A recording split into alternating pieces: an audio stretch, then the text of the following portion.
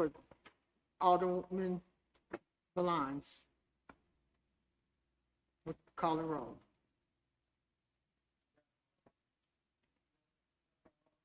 Toby Hirschheider. Tom Farmer. Evelyn Reed. And Spencer Cole. Frank Bassett. Thank you. Okay, we have established a quorum. We recognize our attendees. Next, we're going to have our statement of for-you read by Ms. Toby, and she's going to take roll, please.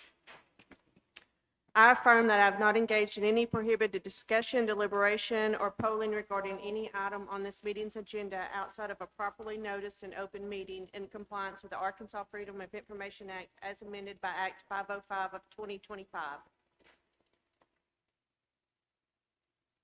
Trevor Wines, Yes.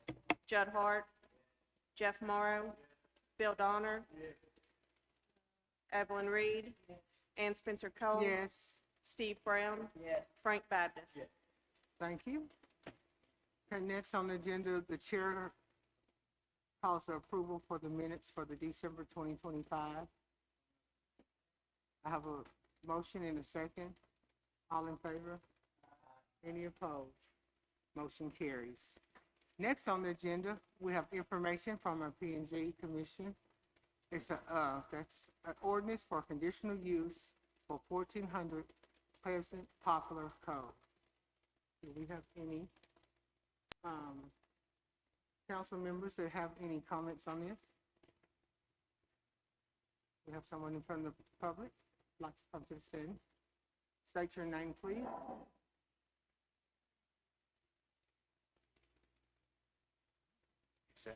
Will you make sure the mic is on screen?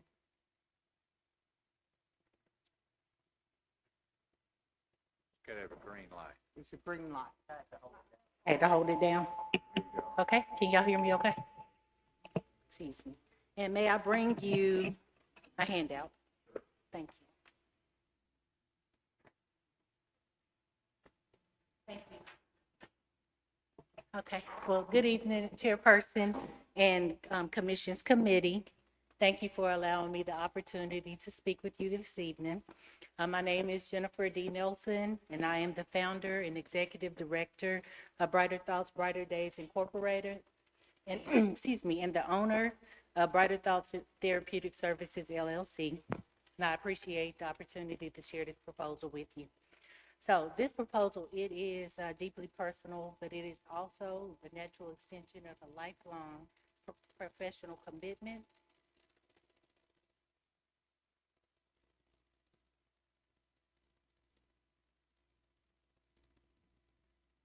Older sisters open their homes to children during difficult seasons of life. And from an early age, I saw how consistency, supervision, and compassion can change a child's trajectory. Professionally, I began my career as a DHS family service worker here in Saline County, working with families in crisis and helping place children into safe, foster, or community homes when no other options existed. So for more than 20 years, my work has centered on children and families and navigating trauma, instability, and transition. I served as a medical social worker at Saline Memorial Hospital and worked over 14 years in the largest children's behavioral health hospital as first the therapist, then the lead therapist, and finally the assistant clinical director. So as assistant clinical director, I was responsible for overseeing clinical programming, staff training, compliance, and safety. And I also work closely with DHS to help some of the most difficult to place youth transition safely from institutional care into appropriate community settings. So that experience and those experiences have reinforced the importance of small, well-supervised residential environments for me. So my request is to operate a licensed residential home for 4 adolescent girls in foster care. The home, it has 3 bedrooms and 2 full bathrooms, and it's just over 1,800 square feet, and it'll function as a typical single-family home. The staffing, it will be 24/7. It is staffed 24/7, and the staffing will be professional and limited with staggering shifts. no signage, and no traffic beyond what is expected in a typical residential neighborhood, what is typical for a residential neighborhood. The home cannot be operated without full state licensing, accreditation, and ongoing oversight. And I have communicated directly with neighbors, nearby neighbors and residents, and I'm grateful for the support that they have expressed. My goal is transparency, predictability, and responsible operation. So I respectfully ask you that you consider this request based on its scale, its supervision, the compatibility with residential use, as there's currently a commercial business within 500 feet of where the home is proposed, and most importantly, the benefit to the community. Again, I thank you for listening, and I will appreciate your consideration to pass this, the conditional use at the appropriate time. So, I welcome any questions, concerns. Real familiar with the, foster care process with the state. Sure, obviously you mentioned it, there's licensing, but they come out and check the premises. If they do, what does that look like? How often? Absolutely. So, the state, they have policies, of course, in place to make sure that there's enough space, first of all, for the children to be able to be placed in the home and have enough, sleeping space, as well as just being able to live in the home safely. There is ongoing oversight in terms of course, background checks to ensure that the staff there has received the proper credentialing with CPR and handled with care is likely the model that we will use for if there needs to be any kind of restraints or anything. But mostly the state is just overseeing that it is a safe, stable home for the children in care. So as far as getting state approval, have you already done that? Or will you be working towards that? Yes, sir, working towards it. As far as state approval, of course, there has to be the approval for the conditional use for the home. And then once that's done, then they can come in with licensing for the licensing part of it. And then it has to be accredited, and we're going through CARF in order to receive that accreditation. So basically, this is the first of many steps.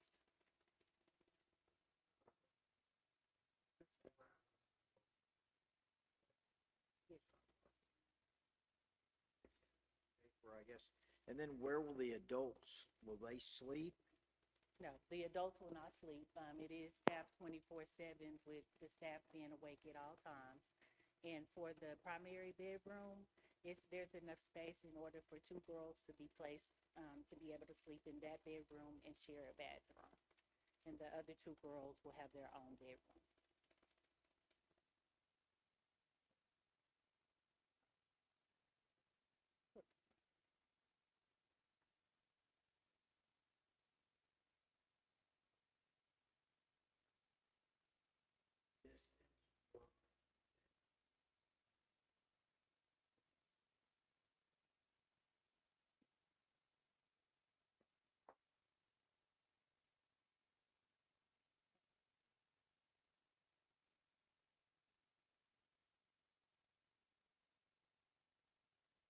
Yes, that's a great question, and I have not checked that specifically to see, and that may be part of licensing to determine if there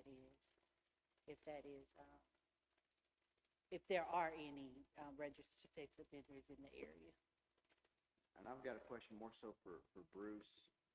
Do we have any other foster homes that we've issued conditional uses to in the city? Like I know I'm familiar with Second Chance Ranch. Don't they operate a couple of foster homes there behind the movie theater where they also provided a conditional use to operate?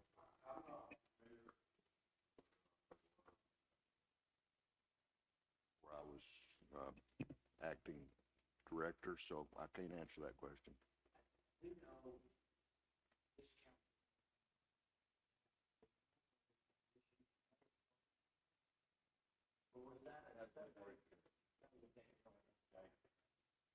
Yeah, the one.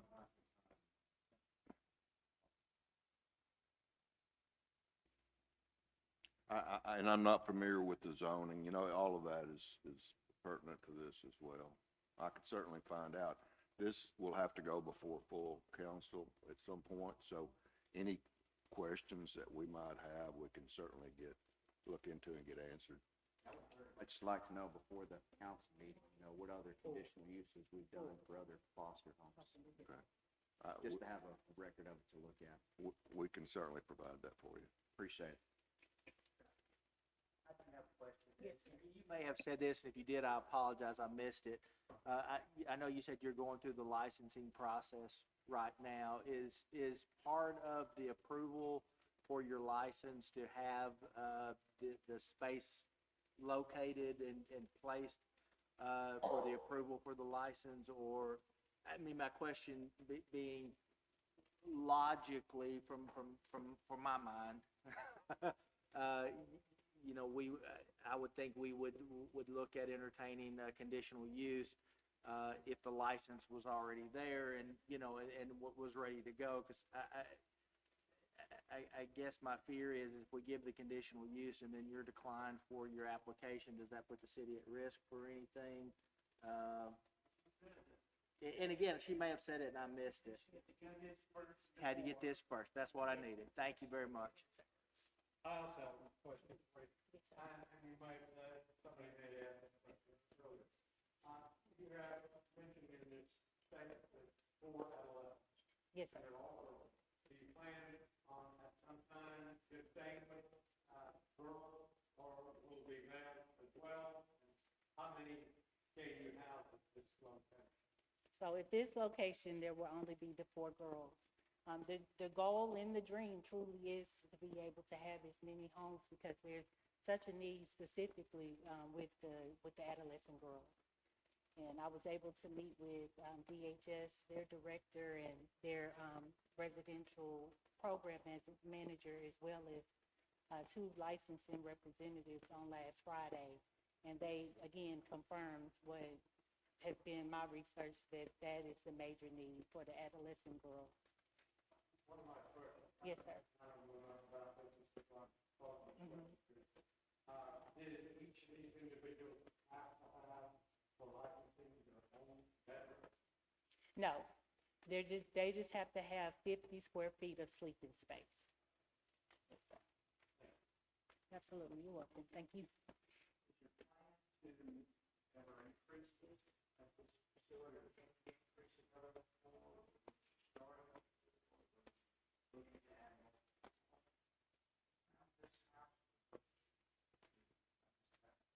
Mhm. So at this particular home, the 1400 Pleasant, no, 4 will be the max there.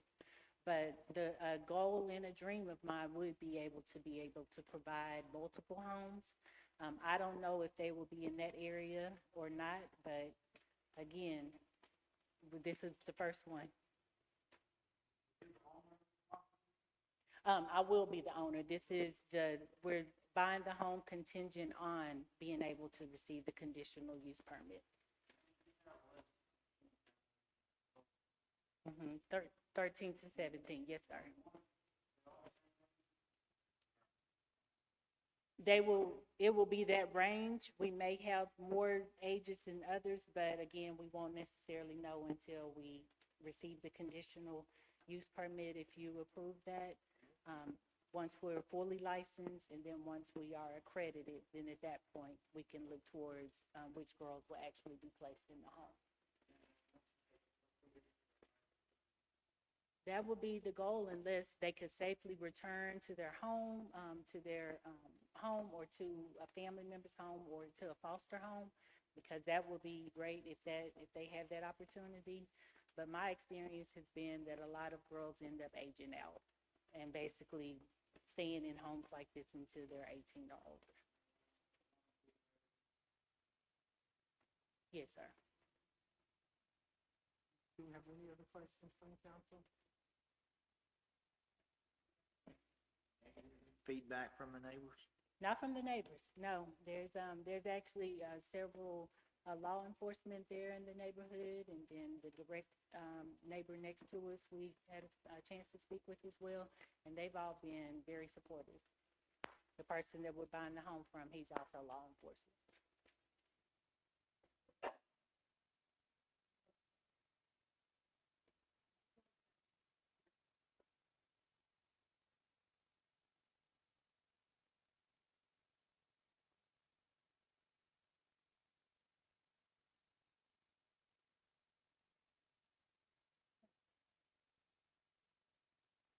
Thank you so much.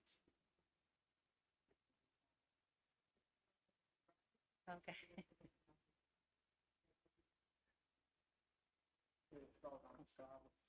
Okay, thank you.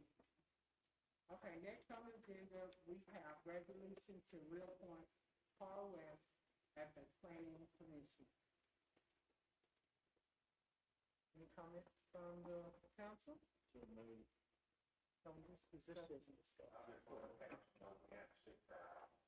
Carl being one of them. So it's the first time we've actually had more than one applicant. Any other discussion? All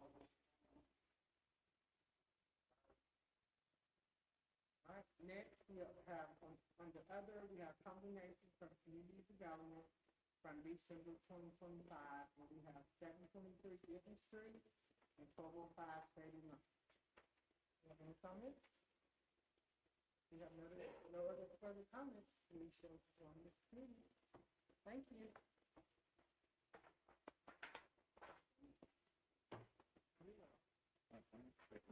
We're going to be out of TV. Come on up here, so we'll be ready to go.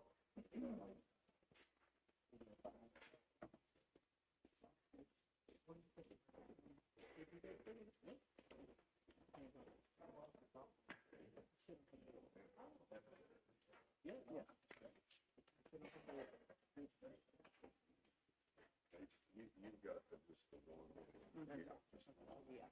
Now, Tom will have some comments under other business. It's Tyler. Tyler. Okay. And then we'll have a combination at the council. Full council will be this tonight. Thank you.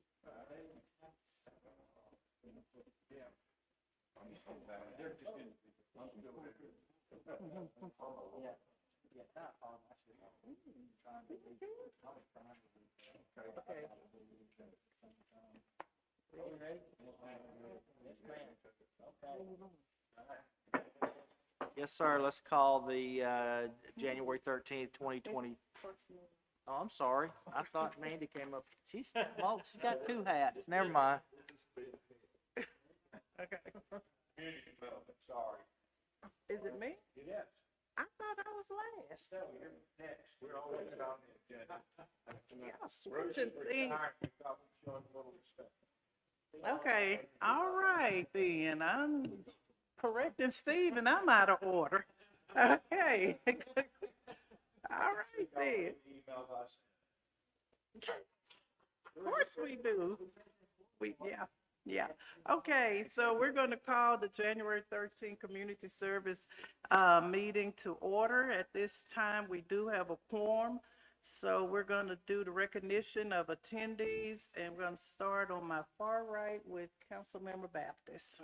Frank Baptist. Steve Brown. And Spencer Cole. Evelyn Reed. Bill Barr. Bruce Thomas. Tom Farmer. Judd Hart. Trevor Valines. Thank you. As I stated, we do have a quorum. Mandy, do you mind reading the compliance, the FOIA compliance, and do the roll call? In any prohibited discussion, deliberation, or polling regarding any item on this meeting's agenda outside of a properly noticed and open meeting, in compliance with the Arkansas Freedom of Information Act as amended by Act 505 of 2025. Would you like me to call roll as well? Yes. Okay. Alderman Baptist? Yes. Alderman Brown? Yes. Alderwoman Spencer Cole? Yes. Alderwoman Reed? Yes. Alderman Donner? Yes. Alderman Morrow? Yes. Alderman Hart? Yes. Alderman Valines? Yes. Alderman Lee? And Alderman Ham are both absent. Okay, thank you. Item 4 on the agenda is the approval of December 9th, 2025 minutes. The chair asks for approval. We have a motion and a second. All in favor? Aye. Any opposed? Motion carries. Okay, on item 5, new business, we have a cleanup at 723 Denton Street, and Tyler is going to come and present this to us. Good evening. My name's Paul Ritchie. I'm with the Code Compliance Office. We have just one item on our agenda today, and it is at 723 Denton Street. It's for a tree removal. The total amount for that one was going to be $3,022.36.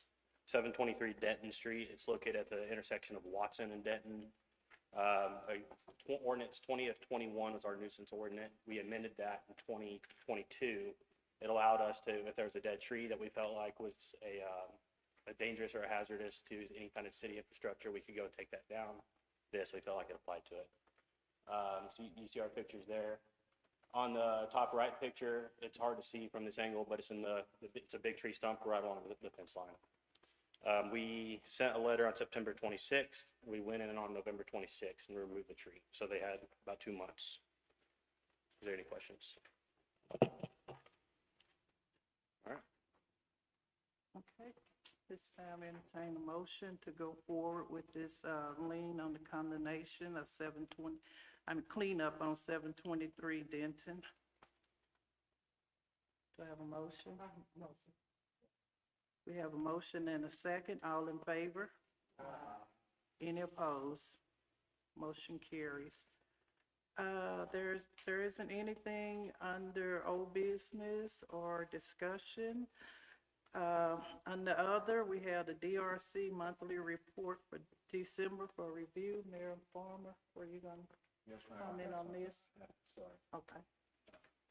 Just to inform the committee and the council that during the course of the private school thing, what was learned was the S zoning that we presently have doesn't meet state statute or state law because it's only for a public school. And when the lawyer pointed it out, he pointed out that the state statute said it was for all schools. And so this past P&Z meeting, it was presented to the P&Z, but the problem is that our own ordinance says there has to be a public hearing to reestablish the zoning, so we didn't do that. So it's going to have to be advertised starting tomorrow, and then a public hearing be held before the next P&Z, and then go back to the P&Z for S zoning to include all schools, and then it would be taken to the council in February. I had our city attorney to write a statement, which I'm going to read to you at this time so that they're just all on the same page. During the December 2025 City Council meeting, the council considered a conditional use permit submitted by Jesus Plus Nothing LLC. The request arose because the school zoning code currently includes a school designation limited to public schools. The zoning code was originally developed with the assistance of professional planners and other experts at the time of its adoption. The city did not identify a need to establish between public and non-public schools within that designation. At the December meeting, Council for Jesus Plus Nothing stated for the first time that the applicant intended to pursue a legal challenge to the zoning code if the school designation was not amended. That statement brought the issue formally to the city's attention. Since that meeting, the city has had the opportunity to review the matter more fully. Based on that review, the city has determined that the zoning code would benefit from clarification and potential amendment regarding school uses. The city is now in the process of addressing that issue through the appropriate legislative process. In order to allow the process to proceed in an orderly manner and to avoid unnecessary litigation, the mayor and the city attorney believe it is in the city's best interest to enter into a tolling agreement. A tolling agreement simply pauses any potential legal deadlines while the city considers and, if appropriate, amends its zoning code. It is important to emphasize that neither the tolling agreement nor any future zoning code amendment will alter or affect the city council's prior vote regarding the property that was subject of the December request. That decision stands as taken. If the zoning code is amended, it would apply generally all prospectively, and property owners seeking to rely on a revised school designation would still be required to apply through the standard zoning process. As with all zoning matters, and any request will ultimately come before the council for the consideration and final decision. So, in saying all that, I just wanted y'all to be aware of where we're at. That's a new term to me, tolling. And it simply means an agreement that we're going to proceed on as a city to readjust the S to include all schools based on what the state rules say. So, to accomplish that, we'll have to advertise for a public hearing.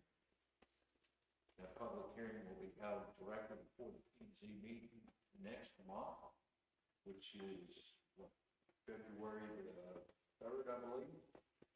And then after that, then, we discuss it again, they'll make a recommendation to come before the full council, which will be held at the end of February.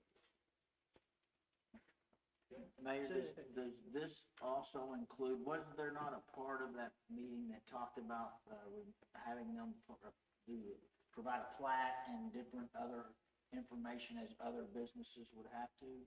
Wasn't there a paragraph that was being deleted or added to? I'm not aware of that. Are you talking about the zoning ordinance? Yes, Zoning that part of it. That last paragraph that, Commissioner Gibson requested to be deleted, I think it dealt more with the oversight. Right, is that being That's right. also addressed in this, so it's all in All of one it, package, all one not that package, moving forward? yes. Okay. All in one package.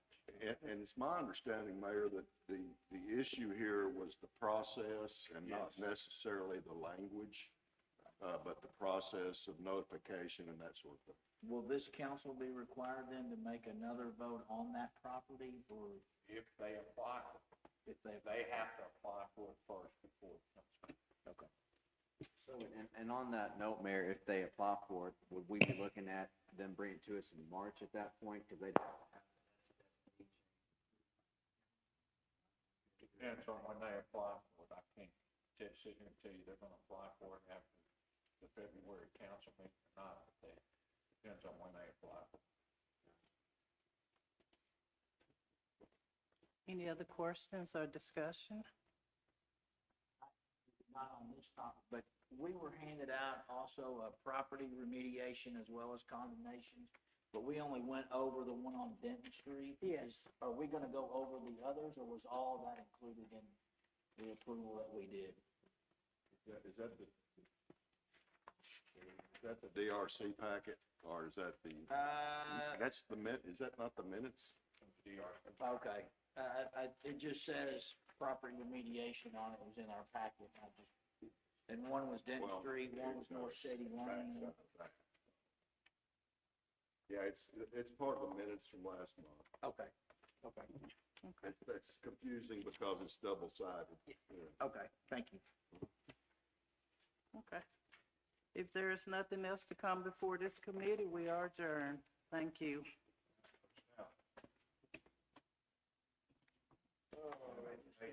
Before we leave, I want to thank you, Bruce, in front of this, in front of all you council, committee members, for 7 years of outstanding work.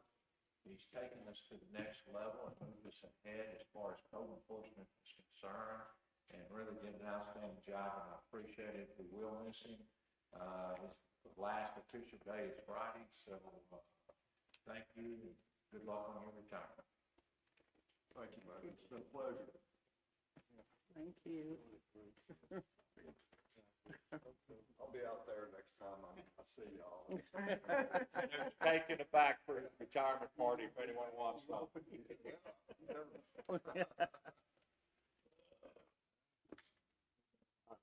Now, Mr. Donner?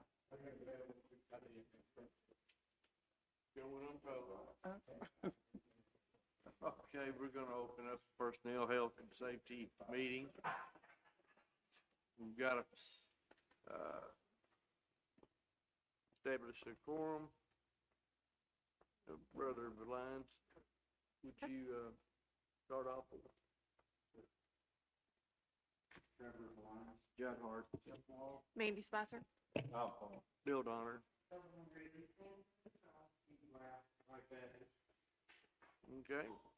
Now we have the statement of FOIA compliance. Mandy, can you read it again? Yes, sir. Thank you. I affirm that I have not engaged in any prohibited discussion, deliberation, or polling regarding any item on this meeting's agenda outside of a properly noticed and open meeting, in compliance with the Arkansas Freedom of Information Act as amended by Act 505 of 2025. And I'll go ahead and take roll. Alderman Baptist? Yes. Alderman Brown? Alderwoman Spencer Cole? Alderwoman Reed? Alderman Donner? Yes. Alderman Morrow? Yes. Alderman Hart? Yes. Alderman Valines? Yes. Alderman Lee? Alderman Ham? Okay, thank you, Mandy. Next, I have the approval of the minutes from the November 10th, 2025 meeting. Read and accept. We have a motion and a second. Everyone in favor, say aye. Aye. Any opposed? Okay. Next item is 2026 wage scale revision, and I'll let Ms. Mandy. Yes. So in this, Chief Hodges has come to request an addition of a lieutenant position. Currently, there are 9 lieutenant positions. He's asked to increase that to 10 positions. This would not ask for any additional funds to the budget because there's an absorption of a civilian position. Is there anything that you'd like to Let add? me just say, some months back, our media specialist with the police department, a PR person, resigned, and we've been dealing without it. This lieutenant's position is going to be the media specialist as well as other things. So it will be taking on the duties that that civilian position did. And if you have a question, I know the chief's here, can answer it at this time. Thank you, Mr. Mayor. Any questions? Nothing else has changed. We're just adding that one position on the lieutenant line, and that's it. No other. Okay. So, one other quick question. So since we're absolving the media specialist, this individual will technically be the PIO for the department, is that right? Or if not, what's the difference?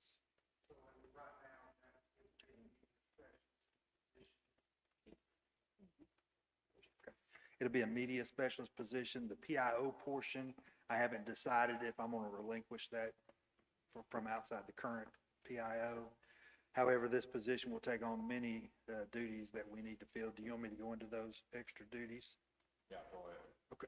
So we want to make a media room, a place that we can sit down and have video to post on our social media, that kind of thing.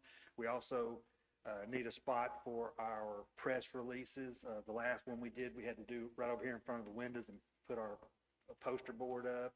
So we want to make a nice place for that. We're also on the verge of adding cameras to our system. And we're on the front step of our first responder drone program that we're going to initiate, which is huge. And I need somebody with an expertise and a little bit higher level than I would a media specialist to handle all this, because we're going to be setting up what I'd like to call it's going to be a real-time crime center.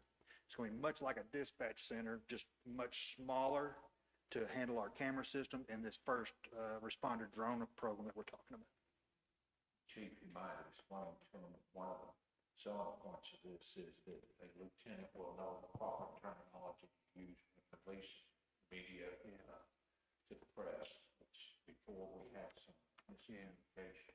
So we've had some issues over the years where a missing person who may or may not be a suspect was called a suspect, and you can imagine how the family feels about that when it's really a person of interest. Not to knock any civilians, but an officer knows the terminology, knows how to reference that stuff, can also be very helpful with our FOI stuff too when it comes to social media. Sounds good. Anybody else have a comment, question for the chief? A motion approved and second. All in favor, say aye. Aye. Any opposed? Thank you so much. You bet, Chief. Thank you. We have any other business? Well, we're going to stand adjourned, Mr. Mayor. I'm sorry.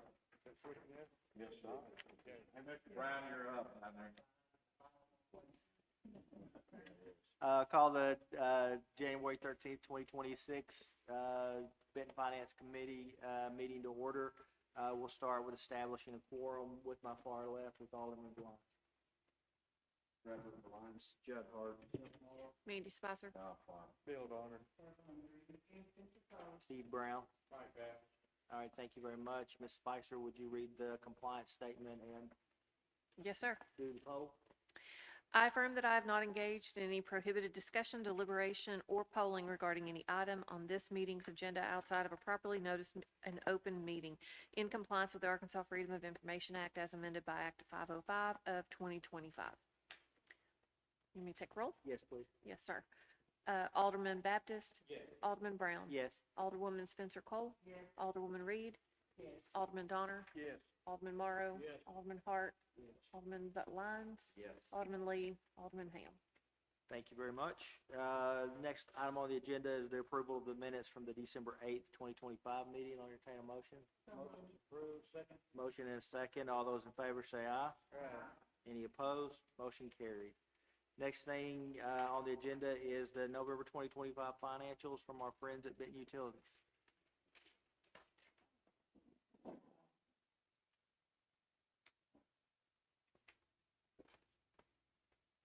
Thank you, Mr. Chair.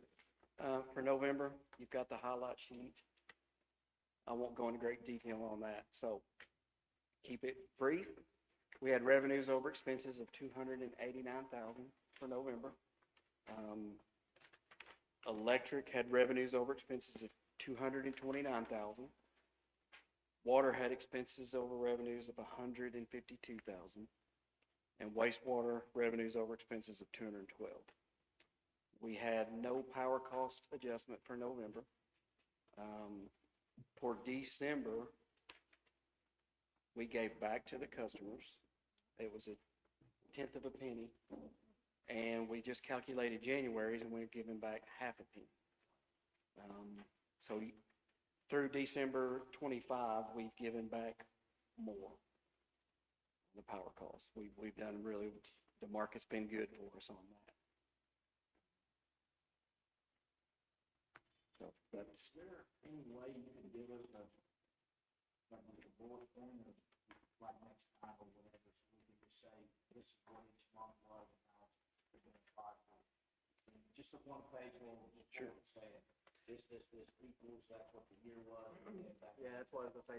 If you could do it, I'd like to hear what the last month was, but a running total for the year. Okay, So for the I can do year, that. it's, we've given back this much or we've had. Do you want it, because we have different rate classes, residential, commercial, industrial. Do you want it broken down like by, It's gonna be the same for each rate class. well, the dollars. the dollars are different. Yeah, we're just talking about the amount given, the percent, the number given The back, number. yeah. Okay, okay. Did you say our water and our sewer was Should be in. For November, water expensed more than it brought in, and wastewater had revenues over. we worked real hard on trying to fix that. We have, and year to date, I'm working on wrapping up December. Of course, electric is revenues over expenses for the year. I believe water was, wastewater was not. We had some big projects that took up a lot on that, so electric still kind of funded that. Now, with that being said, when we have our audit done, they're going to, our financial statements are much like what you guys have, a cash basis.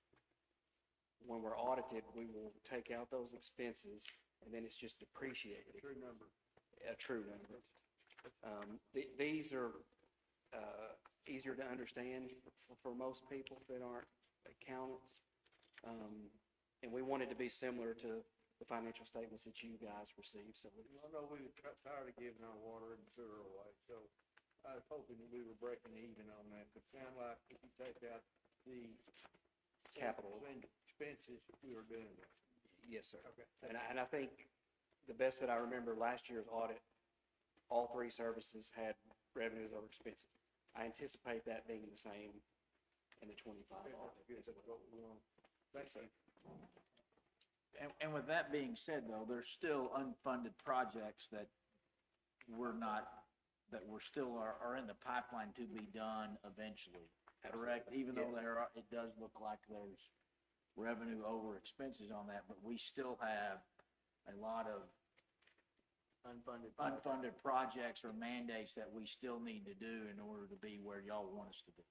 Correct. Correct. What we tried to do with our budget in '26, you know, wastewater and water have to stand on their own. Electric's not, because we've got some electric projects that we're going to have to do in the future. So, and I know he's shaking his head because power's a big deal. I'm learning that every day, so. But yes, that's correct. I mean, there's a challenge, right? We've got all these unfunded projects. The good news associated with that is that list is shrinking. We are in a position where revenues exceed expenses consistently, so we are able to cash flow more easily than we have been in the past. So that's good news for our infrastructure, good news for our citizens. It's even better news when we are able to adjust power costs back to them based on market costs. So a lot of good news from the utilities department. And again, there's still a worry of the supply of amount of electricity that we're looking for versus the demand for it and all of that. So there's still a future national problem, wouldn't you say, of supply and demand? Yes, there is. I will let The simple answer to that is to yes. I mean, as y'all know, cost of electrical across the country, I mean, last year, I think if you look at the CPI increases, I think electricity went up 10% last year. How much did Benton Utilities go up? 0. We actually, if you look at it year over year, I'm pretty sure our power cost adjustment, now that it's included, it's actually went down a little bit. That's a good thing. But I am telling you, there's a challenge with where we're at because of, and I'll just say a data center / AI. They are driving the capacity cost up in a time where our state is going to be losing coal plants that are going to be shut down. And then you have the increase of load, and everybody across the country is now going after building of natural gas plants, natural gas generators. Those who produce those are like, okay, supply and demand. Demand's way up, supply is here, here's my cost. So it's going there, and we're working on that. It is a struggle. I have a special meeting to hopefully do some stuff about that. So it's an ongoing process, but we're continuing to work on that. I think one of the major benefits, though, is because of what y'all did with water and wastewater and getting those where they are standing on their own as those costs increase, okay?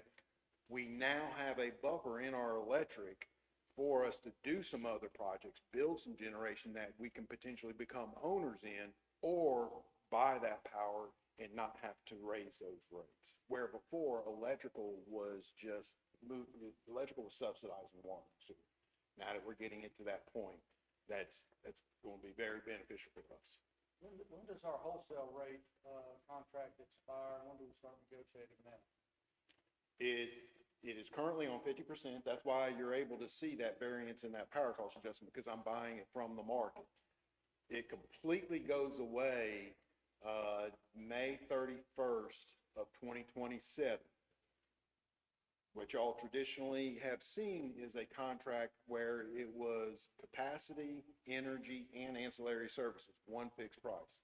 You do not want to see that price right now. I can tell you, I've got indicative pricing, and it's way higher. Okay? That's why I'm trying to look at other avenues and look for that, because those people that are say, yeah, I'll give you that product, they know there's a lot of risk out there. They don't know what the risk is because they don't know how much of this load is actually coming in. I mean, how many megawatts are data centers actually going to bring? How many are those going to come to fruition? They don't know that. And so it's a very unknown. So they're going to look at it as, you know what? If you want me to give you a firm price, I'm going to make sure I'm covered. So Well, that's, last year, 2 years ago, we would have been it was a lower, right? It was lower than what we're paying that today. I'm going to say, when you first, I know when y'all went out to the market. When you went out to the market at that time, gas prices were on an upward trajectory. Right after you signed, shortly thereafter, 2022, then gas prices dropped off.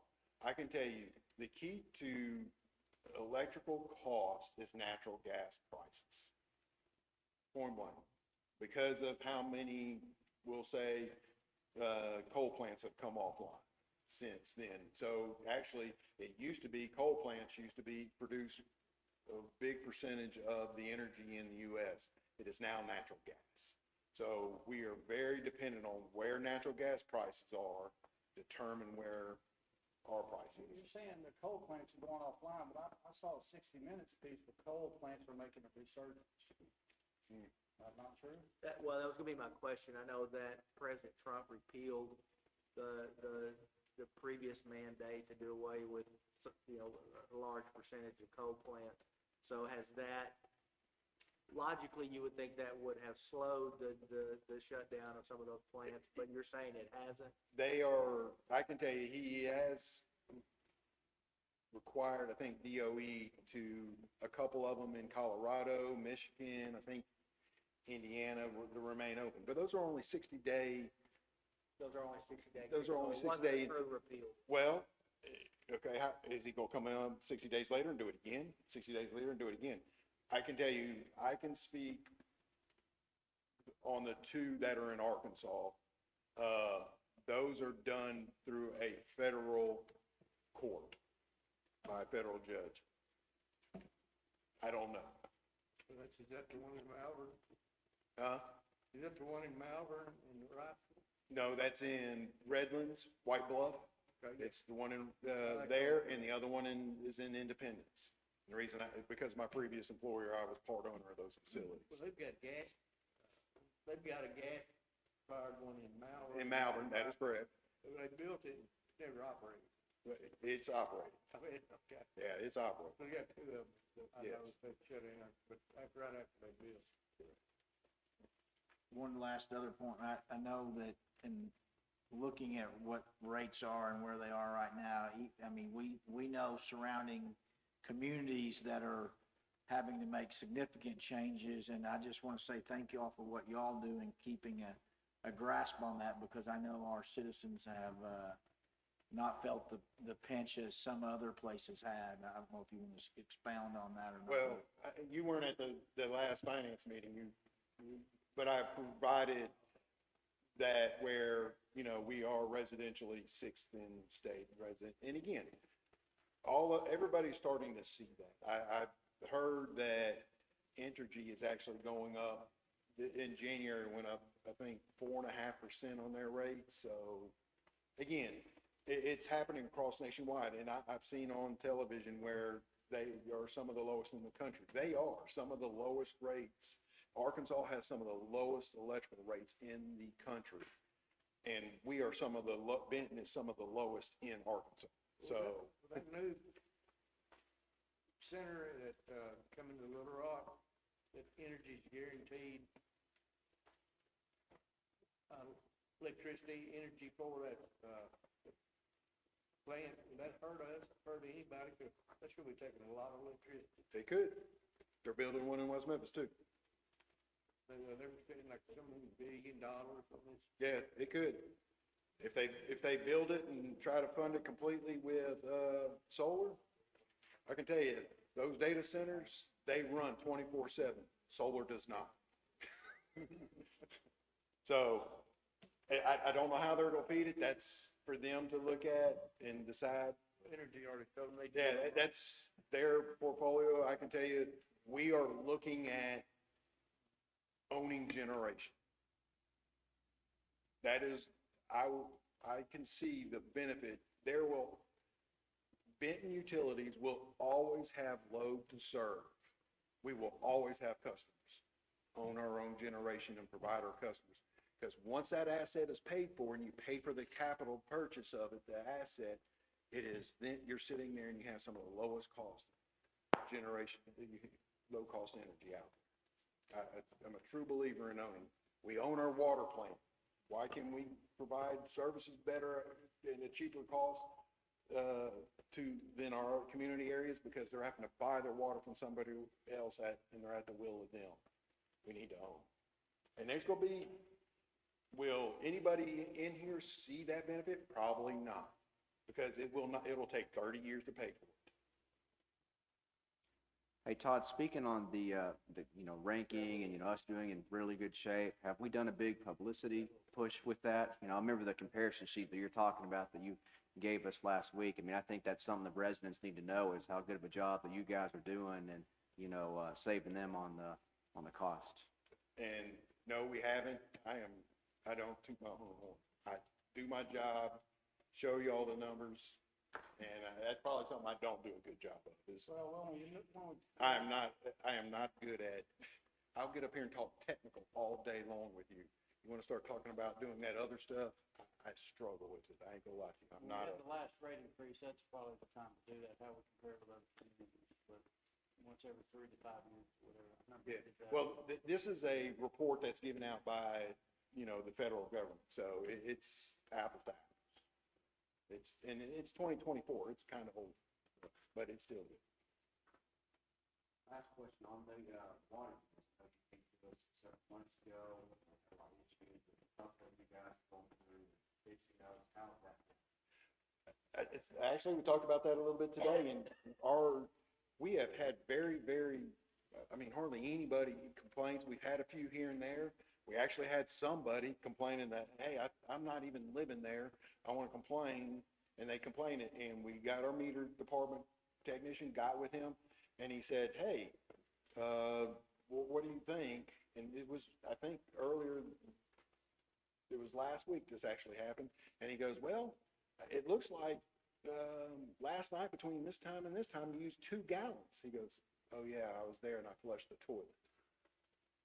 And he thought the meter was reading wrong. We literally, our capability to be able to see what you use hour by hour is very beneficial to not only us to help justify, hey, you are using it, but also customers, and let them see if they will look at it and use it in a beneficial manner and say, hold it, why is this running all the time? And we are, when we have meters that are continuous running, we are calling customers saying, hey, we're noticing that your meter shows that you're using water every single hour of the day.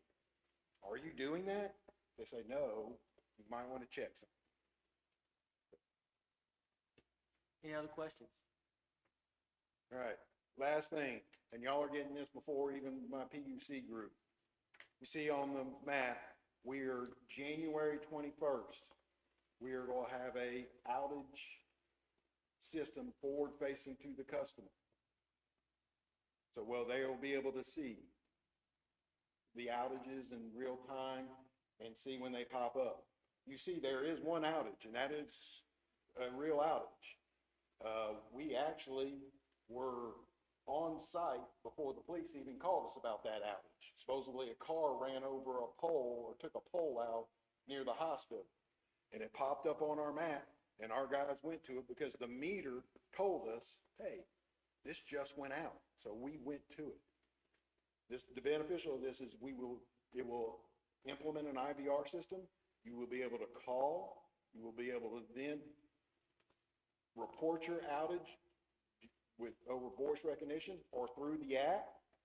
If you're on the app and you're logging in, you go to try to report the outage. If the meters, with these meters talking to us, it'll say, we are aware of the outage. So the important thing, we actually are going to put out some information on our website. We're also going to get it to Matt and put it on the city website to start to get this stuff. And we're going to start to put restoration times out there on some of this information. We are not going to have it all the way down to the house just because of safety issues of the person knows that this house is out of power, you get people who don't always want to have the best intentions, and they're like, oh, that house is out of power, let me go there. Their security system's not working. So it's going to be just a big blob. It's in a general area.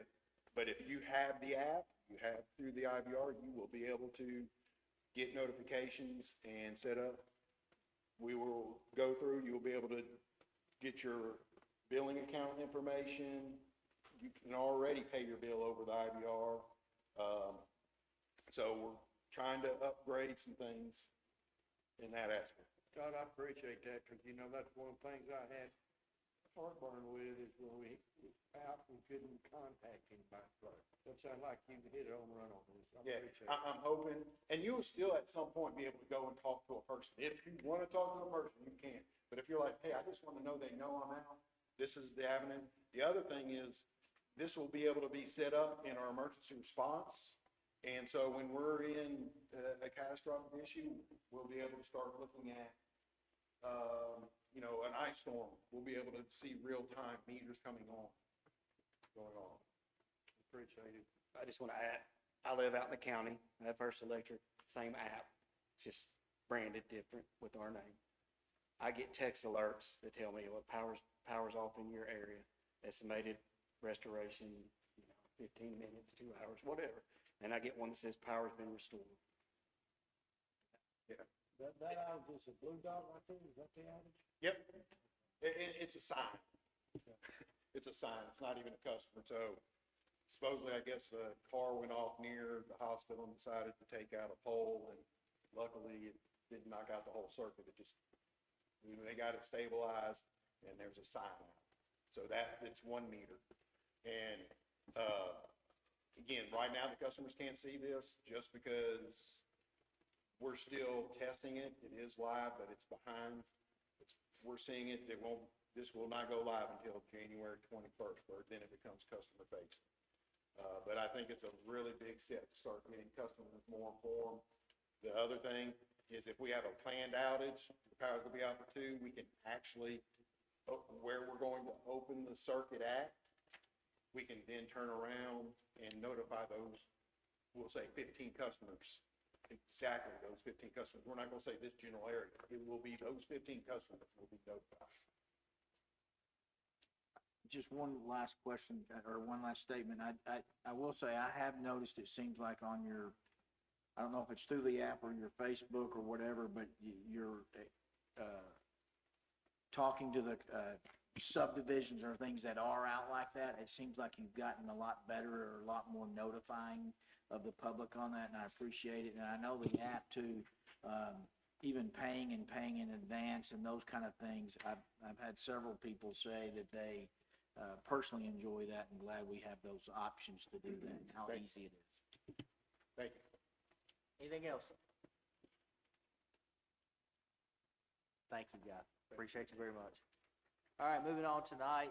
Next thing on the agenda is a single audit contract. Each year, if the city spends more than $750,000 in federal funds, we're subject to a single audit for compliance. The ARPA funds are a perfect example of such federal funds. In 2025, the city spent over the threshold and will be required to go through a single audit. In the past, we've used Ellis & Moore CPAs. They are a firm that specializes in the ARPA single audits.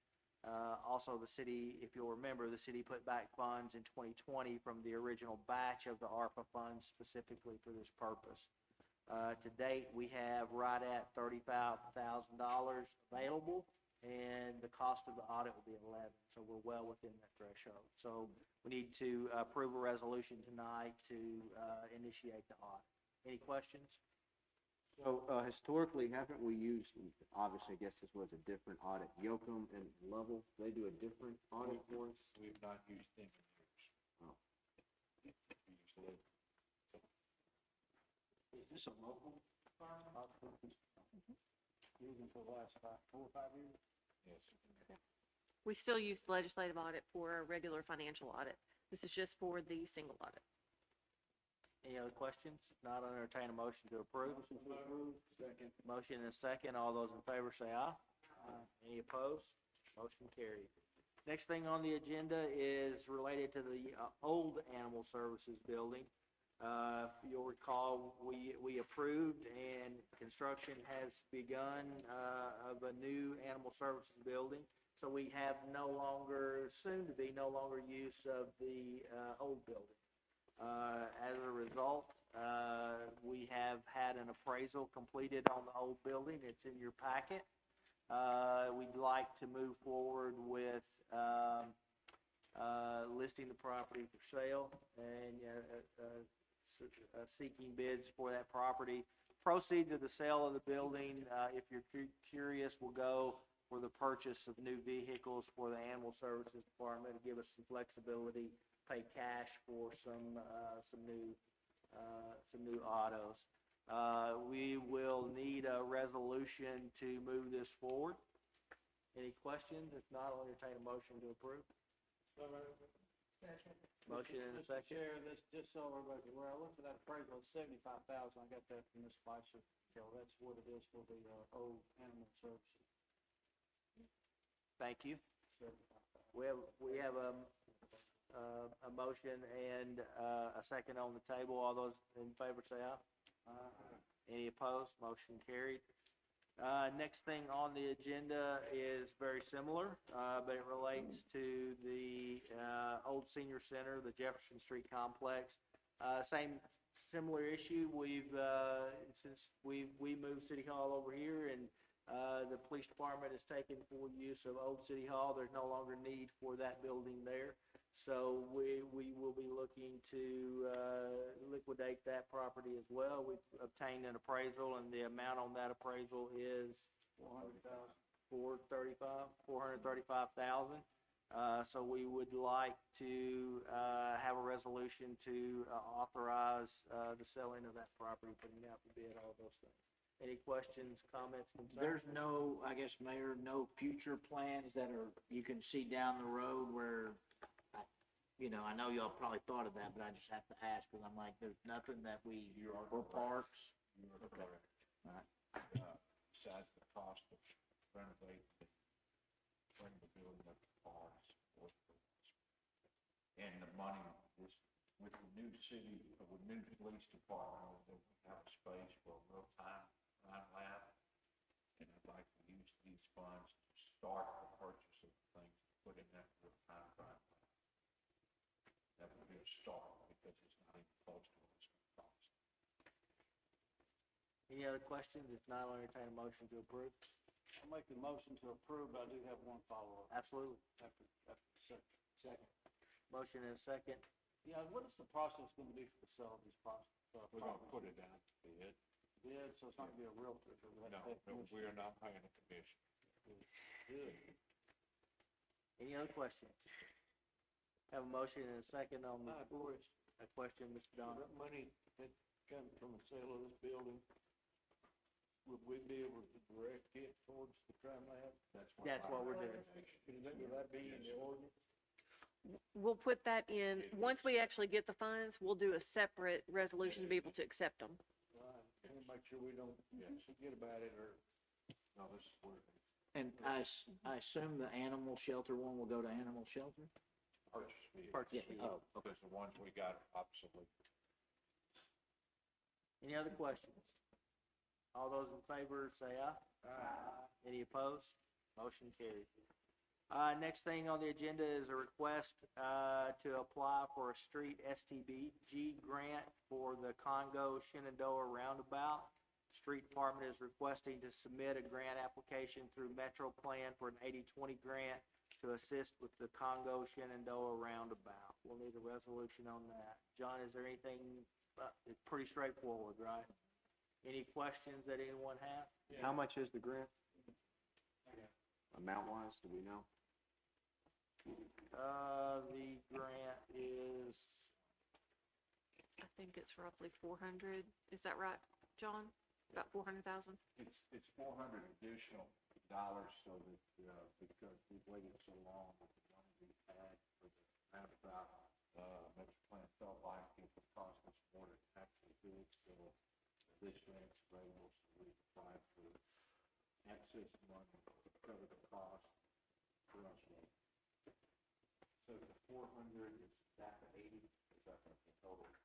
That's the total, yeah.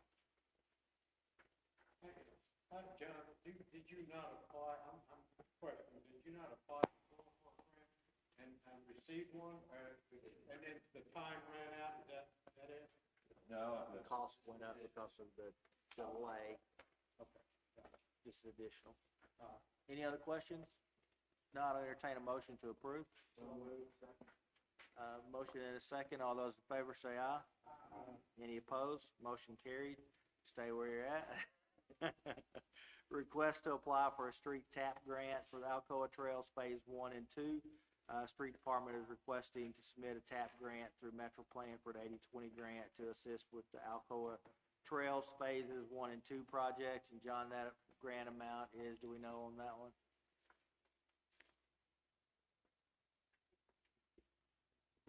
Mhm. 250,000.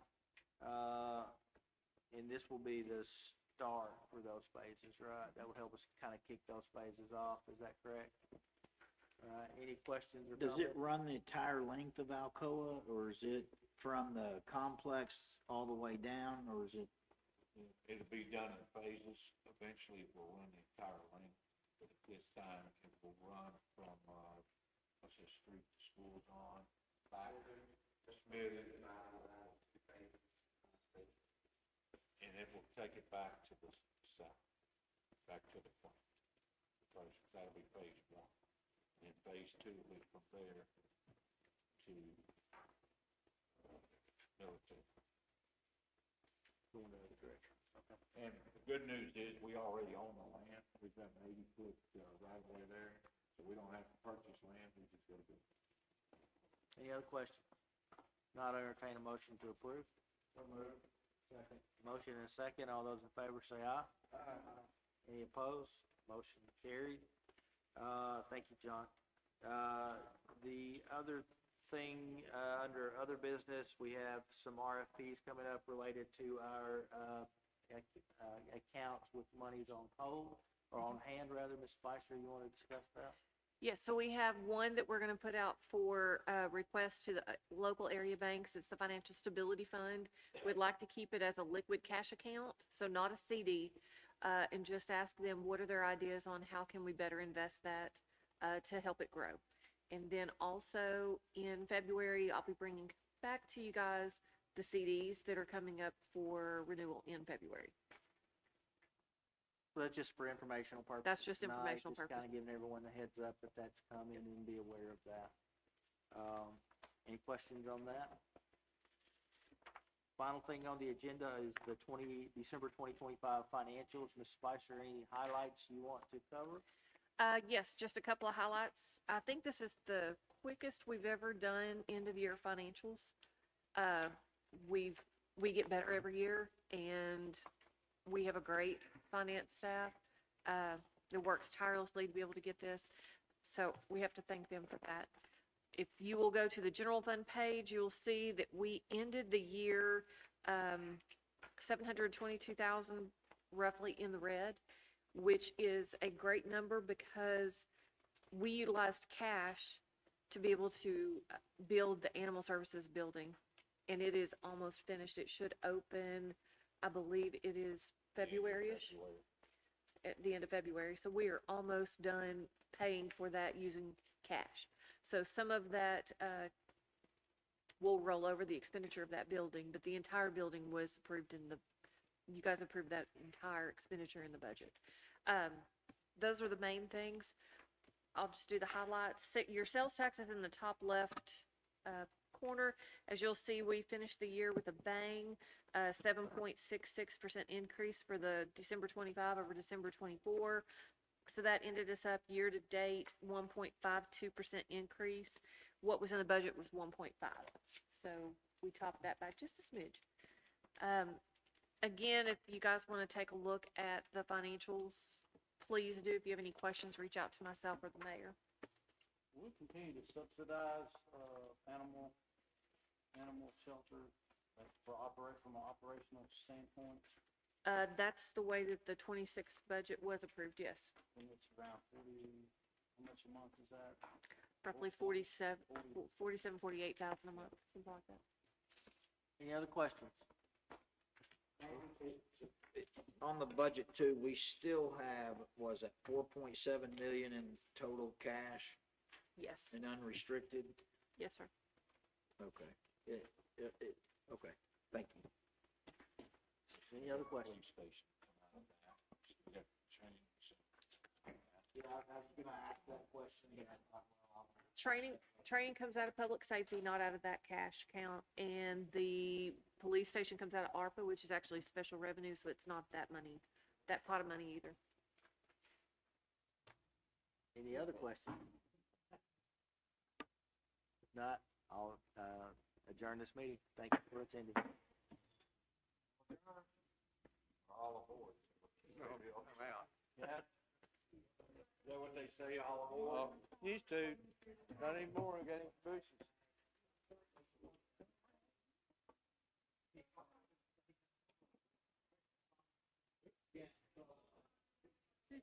All right, Mr. Bill.